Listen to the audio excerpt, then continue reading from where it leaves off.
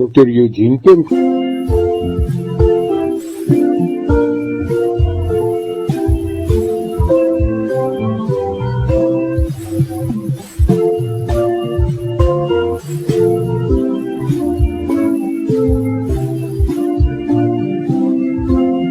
Dr. Eugene Kemp, ons shrink. Ek lees 'n interessante artikel wat gaan oor in watter posisie slaap mense oor die algemeen die meeste. Nou, as jy soos ek nou al 'n bietjie gevorderd raak in jare, dan word jou posisie baie sterk bepaal deur die pyne wat jy in jou liggaam beleef en moet jy maar gereeld skuif omdat dit ongemaklik word net in een posisie. Maar in hierdie skrywe sê hulle dat die meeste mense op een sy of die ander slaap, bietjie minder op hulle rug en dan nog minder op hulle maag.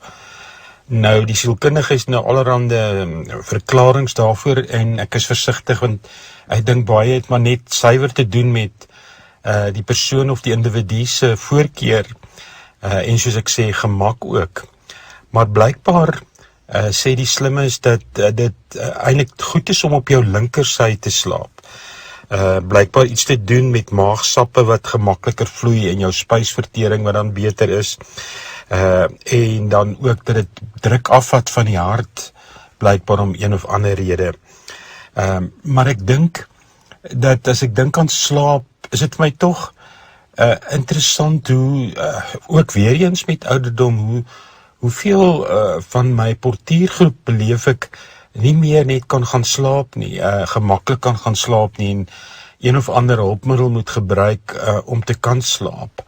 En ek dink die pyne wat 'n mens soms beleef, beïnvloed ook sterk jou slaap en die gehalte van jou slaap. Maar ek dink daar's 'n ander ding en ek wil graag daarby aansluit en dis Psalm 4 vers 8 wat sê: in vrede sal ek gaan lê en dadelik aan die slaap raak, want U Here, U alleen Here, laat my veilig woon.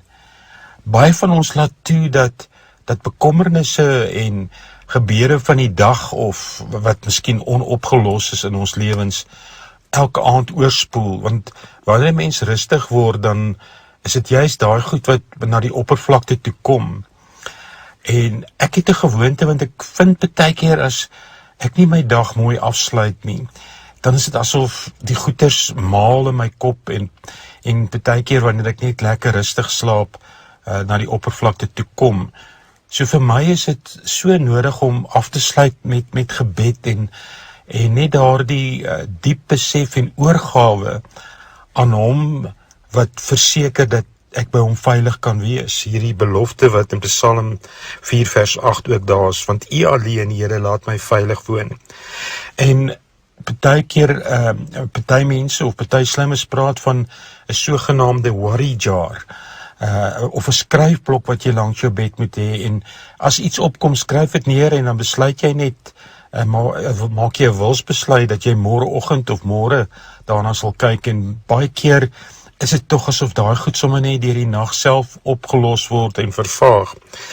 Maar ek dink die geheim is dat voor ons slaap ons alle beheer net weer oorgee en net weer ook in diep geloofserkenning erken dat ek nie in eie krag hierdie goeders kan doen nie, dat ek nie in eie krag wil leef nie.